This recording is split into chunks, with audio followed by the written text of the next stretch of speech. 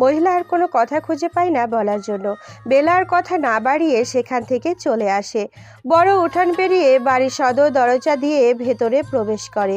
বারান্দায় দুজন চেয়ারে বসে আছে। জাহিদা বেগম বেলার ঘর লক করে রেখেছে। চাবি তার হাতের মুঠোয় শক্ত করে মুষ্টি করে রাখা। ছেলেকে কথা শুনিয়ে যাচ্ছেন তিনি। নতুন বউ চুপচাপ বসে আছে। পাশে থেকে রিমি মাকে চুপ করতে বলছে বারবার। বেলা ধীর পায়ে অচেতন কোনো মানুষের মতো হেঁটে আসছে। নীরব তার চাহনি। ধ্রুবর দিকে তাকিয়ে সেদিকেই এগিয়ে সে দাঁড়ায়। জাহিদা বেগম বেলার কাছে এসে বলে, আমি তোমার রুমে ওদের কিছুতেই ঢুকতে দেব না বেলা। ওই রুম এবারই করার পর তোমার জন্য বরাদ্দ করা হয়েছিল।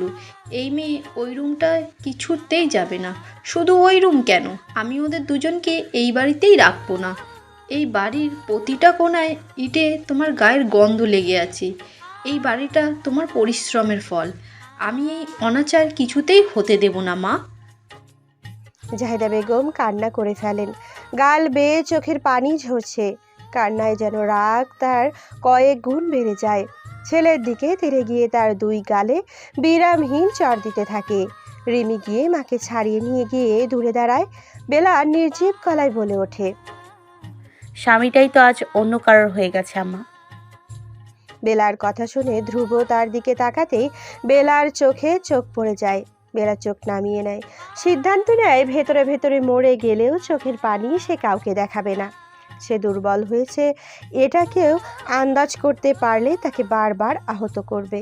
বেলা তাচ্ছিল্যের হাসি হেসে আবারও বলে ওঠে, স্বামী আজ একেবারে দান করে দেব। বর যেহেতু দিয়েই দিব, ঘর দিতে আর কি সমস্যা। বেলা তার ঘরের দিকে পা বাড়ায়। দরজা খুলতে গিয়ে দেখে সেটা লক করা হয়েছে। সে বুঝতে পারে এই কাজ জাহিদা বেগম ছাড়া আর কারো না। এই একটা মানুষই হয়তো সারা জীবন তার হয়ে থেকে যাবে, কিন্তু সে আর কাউকেই তার জীবনে রাখতে পারবে না। বেলা তার শাশুড়ির কাছে গিয়ে তার রুমের চাবি চায়। জাহিদা বেগম ভাবেন বেলা হয়তো ওদের দুজনকে তার রুমে পাঠাবে, তাই তিনি চাবি দিতে নারাজ। বেলা সহসা মৃদু গলায় বলে, আম্মা, আমার ঘরে আমি যাব। আমাকে চাবি দিবেন না? জাহিদা বেগম সব প্রশ্ন দৃষ্টিতে বেলার দিকে তাকায় বলে, তুমি নিজের জন্যই চাইছো? হ্যাঁ আম্মা, আমি কি এখানে দাঁড়িয়ে দাঁড়িয়ে ওদের নাটক দেখব নাকি? এসব আমার একদম ভালো লাগছে না। ধ্রুব নতুন বউ লিলি ধ্রুবকে উদ্দেশ্য করে বলে ওঠে, তুমি আমাকে বলেছিলে তুমি তোমার প্রথম বউকে ডিভোর্স দিয়েছো। এখন এখানে এসে দেখছি আরেক কাহিনী। তুমি তোমার বউকে ডিভোর্স দাওনি কেন ধ্রুব? লিলির কথায় তাচ্ছিল্যের হাসি হাসে বেলা। বিদ্রুপ করে বলে, তোমার বরের ক্ষমতা আছে নাকি আমাকে ডিভোর্স দেওয়ার? হ্যাঁ, আমাকে ডিভোর্স দিতে হলে তোমার বরের বাড়ি, জায়গা, জমি সব বিক্রি করতে হবে। আমাকে প্রসন্ন রেখেছে এতদিন, তবে তোমাকে বিয়ে করার সাহস কোথায় পেল সেটাই ভাবছি আমি। লিলি ধ্রুবর দিকে তাকিয়ে ভ্রু বিস্তৃত করে বলে। এসব কি বলছেন উনি? ধ্রুব দীর্ঘশ্বাস মোচন করে বলে, ও যা বলছে ভুল বলেছে। আমি বিদেশে কত টাকা উপার্জন করেছি সেটা সে জানে না। আমিও সব টাকা দিয়ে দেবো। বেলা তার শাশুড়ির কাছে থেকে চাবি নিয়ে নিজের রুমের দিকে যেতে যেতে বলে, শোধ করো আগে। আর হ্যাঁ, কাবিনের টাকা কিন্তু 7 লাখ, মনে করিয়ে দিলাম। বেলা নিচের ঘরে দরজা খুলে ঘরে ঢুকতেই দরজায় খিল এঁটে দেয়। সোজা চলে যায় আয়নার সামনে। নিজেকে এপাশ ওপাশ ভালো করে দেখে। মুখের বিভিন্ন জায়গায় কালো দাগও পড়েছে, অথচ আগে না ছিল গায়ের রঙে কোনো ময়লা আর অসুন্দর কিছু। অথচ এই সংসারের হাল ধরতে ধরতে বয়সের তুলনায় যেন বেশি বয়সের ছাপ পড়েছে শরীরে। বেলা ভাবতে থাকে শুধু চেহারার জন্যই ধ্রুব এমন করলো। কই, সে তো কোনোদিন চেহারা নিয়ে কোনো কথা বলেনি। কয়েকদিন আগে আসলে তো ধ্রুব বেলার আরো খারাপ অবস্থা দেখতো। ধ্রুব আসবে বলে সেই 2 সপ্তাহ যাবৎ নিজের শরীরের ত্বকের যত্ন নিচ্ছিল। তার সবটা ছিল শুধুমাত্র তার স্বামীর জন্য। অথচ কি থেকে কি হয়ে গেল। বেলা খেয়াল করে কষ্টগুলো বুকে চেপে বসায়। কষ্টের লক্ষণ হিসেবে চোখ দুটো টলটল করছে। সে বারবার চোখের পাতা ফেলে চোখের পানি স্বাভাবিক করে নেয়। তার চোখে আর টলমলো অবস্থা নেই। নিজেই নিজেকে বলতে থাকে, শুধু চেহারার জন্য ধ্রুব এমন করলো? কই, সে তো কোনোদিন চেহারা নিয়ে কোনো কথা বলেনি। বেলা, বেলা, তুই হেরে যাওয়ার জন্য জন্মাসনি। তুই একা থাকাকালীনও কাঁদবি না। যে মানুষ তোকে ভালোবাসবে না তার দিকে এক কদমও এগোবি না। যে যেমন দেবে তাকে তুই দ্বিগুণ ফিরিয়ে দিবি, হোক সেটা ভালোবাসা বা ঘৃণা। এই পৃথিবী বড্ড স্বার্থপর, সবই শুধু গিভ অ্যান্ড টেক এর সম্পর্ক। তোকেও এখানে টিকে থাকতে হলে তাদের মতোই হতেই হবে। বেলা খেয়াল করে তাকে ভীষণ অবিন্যস্ত দেখাচ্ছে। এই বাড়ির সবাই এখন শত্রুপক্ষ। তার শাশুড়ি পাল্টে যেতে পারে। পৃথিবীর কোনো মা তার ছেলেকে রেখে শেষ পর্যন্ত ছেলের বউয়ের পক্ষ নেবে না। সুতরাং এই শত্রুপক্ষের সামনে নিজের দুর্বলতা কিছুতেই প্রকাশ করা যাবে না। বেলা নিজের ওয়ার্ড্রোব খুলেই খুঁজে খুঁজে একটা লাল টকটকে শাড়ি বের করে। খেয়াল হয় বাহিরের মেয়েটিও লাল শাড়ি পরে আছে। সাথে সাথে শাড়িটা আবার ভেতরে রেখে বেছে বেছে হালকা গোলাপি রঙের সুন্দর একটা শাড়ি বের করে। আয়নার সামনে গায়ে জড়িয়ে নিজেকে দেখতে থাকে। নিজেকে আজ সাজাবে বলে ঠিক করে বেলা। আজ কোনো রকম বিষণ্ণতা যেন ছুঁতে না পারে। সেটার জন্য যা যা করা উচিত সেইগুলো সব করবে সে। জাহিদা বেগম ছেলেকে বসা থেকে টেনে দাঁড় করায়। অশ্রাব্য ভাষায় গালিগালাজ করে বলে, কি করছিস এটা তুই? যে পাত্রে খাবার খাইলি ওই পাত্র ফুটো করলি? আম্মা, আমি লিপিকে ভালোবাসি। এসব কথা আমার শুনতে একদম ইচ্ছে করছে না। বেলা আমার থেকে 12 লাখ পাবে, আর কাবিনের 7 লাখ আমি আজই ওকে দিয়ে দেব, আর আজই আমি ওকে তালাক দেব। সংক্ষেপে বলল ধ্রুব। জাহিদা বেগম বলে ওঠেন, ওই মেয়ে বিয়ের 5টা বছর এবারই সংসার টেনেছে, তুই শুধু মাসে টাকা দিয়েছিস। আমি আমার অসুখের জন্য কাজ করতে পারি না। বেলা সব কিছু নিজের হাতে সামলাচ্ছে এতদিন।